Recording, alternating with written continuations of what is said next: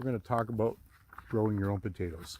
And in the last 5 or 6 years, numerous new varieties of potatoes on the market. Here's a variety called Dakota Pearl that's new for us at the nursery, but we have probably 8 or 10 varieties of potatoes. This package says that it's early season variety. What does that mean? Well, that means that it's going to be planted, it's going to grow fairly quickly and mature fairly quickly. So I like fresh potatoes on the barbecue with some fresh vegetables, and this way we get to do that early in the summer already.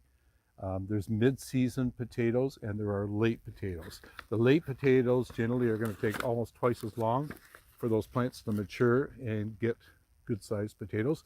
So I put some early ones in, and then probably in another couple of weeks we're going to put a late variety in that's going to be good for later on in the season, right? Potatoes have to be certified. So on the back it says here certified potatoes. That means that they've been inspected by Agriculture Canada, meaning that they do not have potato blight or a number of other diseases that potatoes can be very susceptible to. In having said that, when I plant potatoes, I'll plant this garden here this year. I will not plant potatoes there next year.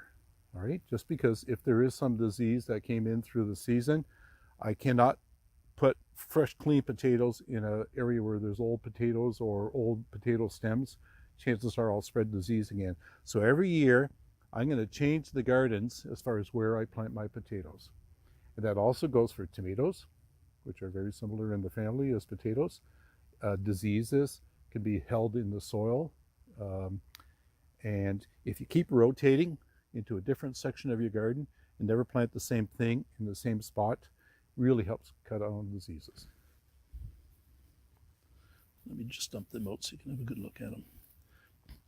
All right, you'll see 2 or 3 or 4 of these potatoes that are a little bit larger. These are eyes. Eyes are little sprouts that are coming out of the potato. So if I had a great big garden and I had more potatoes than this, I would like to plant a lot more potatoes than what I've got here. A lot of the potato growers, they'll actually cut them in half. And as long as you have an eye on this piece and an eye on this piece, these will still grow. Now the trick is, this is really wet, juicy now. So if I put this in the garden right now, and we've got a lot of damp weather, a lot of rain, likelihood is it will not seal over, it will rot. Especially if we get cold weather, all right? So if you want to cut your potatoes up and get more pieces, this one here's got so many eyes on it. Eye here, 4 or 5 here, another one there, another one there. And what you could do is you could even do a piece like this and 3 potatoes out of 1. But if you cut it like this, put it back in the mesh bag or a paper bag, put it in a cool, dry spot out of the sun, and leave it for at least a week. What that's going to happen is going to get a skin or a scab on top, and that's going to seal the potato from moisture. Then you plant them in the garden. So if you want to plant potatoes and you're going to use big ones and cut them up, do it a week before you're going to plant. Potatoes, very large compared to our peas or spinach, so they're going to go further down in the ground. In order to do that, I have to use a shovel pretty much, and I'm actually going to dig a trench. Better not bury any.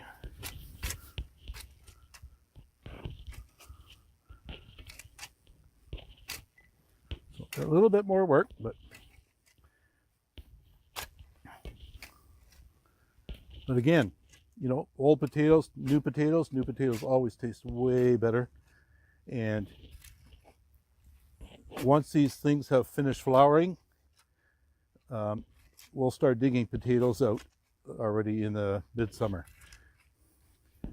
We're not going to wait till the plants completely die either. Once a potato plant has flowered and the flowers are pretty much faded, I can get a shovel and I'll come in from the side of the plant and I'll dig down a little bit and I'll find 1 or 2 little potatoes like this, about the same size as that. I can take those off that plant without disturbing the roots of the potato, the rest of the plant, and fill the hole back in, and the plant will just keep growing and keep producing potatoes. So you can steal a few potatoes off each one as you go. So we're basically going to put them about 10 inches apart. I'm I'm just going to try to split all these and fill the row as we go along.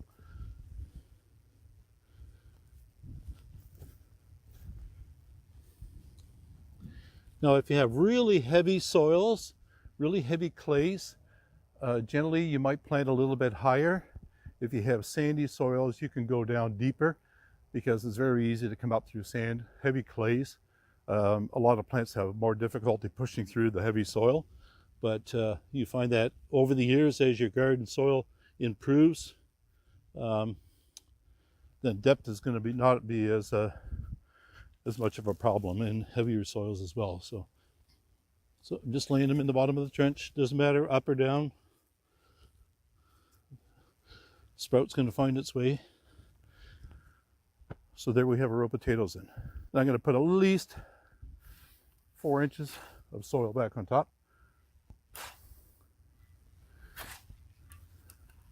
I don't necessarily have to fill it right to the top again.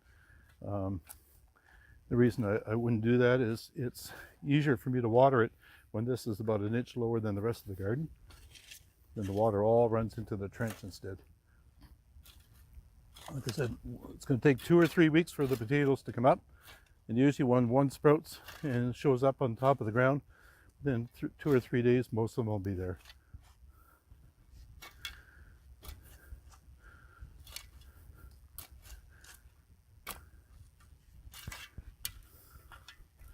Level up a little bit. Easy enough.